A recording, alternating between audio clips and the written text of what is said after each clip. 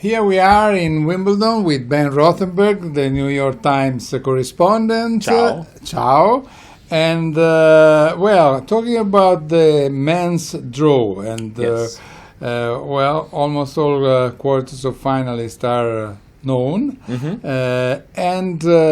What is the presence that you didn't expect? Sam Querrey. Sam Querrey. Sam Querrey, I mean, obviously, no one expected him to beat Djokovic. Nobody. That was not going to be an interesting match at all, and Sam Querrey won it in 4 sets. And then I thought he could very easily lose to Mahut. Mahut's a great grass court player.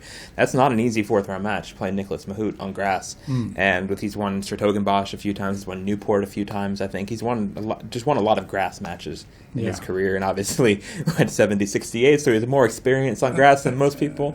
So I'm surprised to see Sam Querrey in his first ever Slam quarterfinal. That's a big surprise. First American man in a Slam quarterfinal since 2011, so it's been a while.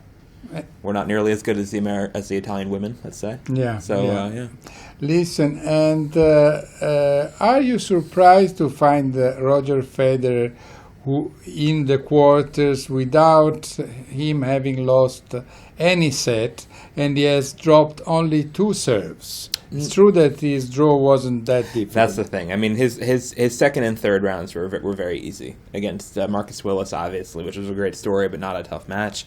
And Dan Evans was not going to be a very tough opponent for a player like Federer. Johnson's been playing well, so that was a more impressive win against Johnson, who won the Nottingham title last week, and has been playing well. And Johnson did go up a break in the third set for a while before Roger came back to win that 7-5. So, but he's playing well. Cilic is a tough match in the quarterfinals. For sure. Cilic beat him there last time, obviously. Yes, obviously at the U.S. Open. It's true that Federer had beaten Cilic 5 times in a row before then. But they played one very close match before that in Canada, right before the U.S. Open. Yeah, I think it was like a 15-13 tiebreak or something. Sure, and then Federer age could be counting. I think who is your favorite in that match? Yeah, Federer Cilic. Tough to say. Federer, but tough, not by a lot. My favorite to make the final though is Raonic. I mean, Raonic, I think will make the final. Yeah. I think Raonic would. I would pick him to beat Federer at this point. Well, and then, Tsonga had a chance because after winning only 19-17 the day before, he was probably tired.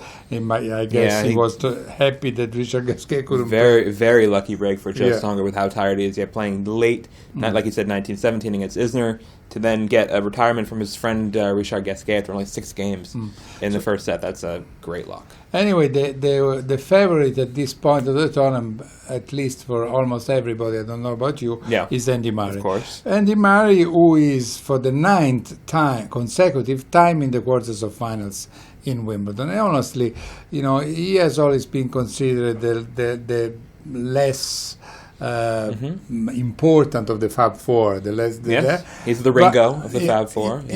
But I mean, 9 times consecutive in the quarters of finals of Wimbledon is a huge record, I think. I mean, he's in the 4, and just statistically, especially if you add in Masters titles and other ways to finish them in Grand Slam finals. I mean, he's so much better than everybody else. There's huge steps statistically between Andy Murray and Stan Wawrinka.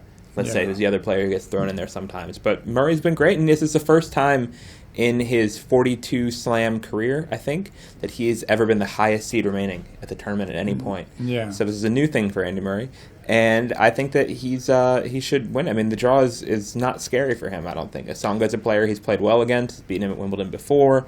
This other quarter is really open, with Lucas Pouille beating Tomic, which surprised me, and then Vesely or Berdych. Looks like Berdych right now as of recording this. Murray should win those matches comfortably, and I think it could be a rematch of the Queens final against Raonic in the Wimbledon final.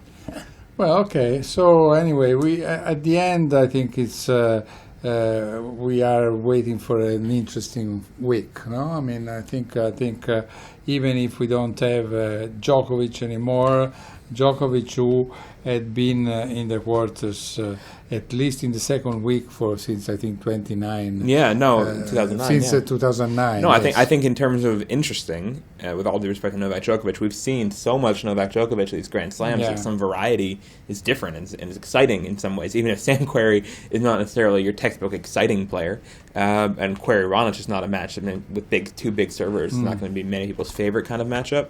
It's still different, and it gives a glimpse to the future. Maybe that's what we've thought, is that after the big four, it was going to be Djokovic and Murray by themselves for a while, and Djokovic has been very far ahead of Murray, and now Djokovic has this one surprising loss, and so we see everybody else get a chance. And who knows, someone like Federer can also still win this thought tournament. He had a chance, but it was a little disappointing. I think Kyrgios is very disappointing. I was expecting much more from him, and he was disappointed in himself. Yeah. And after in the press, he was very emo, very sad, very contemplative, very distraught, depressed, all these things, saying he doesn't have a coach.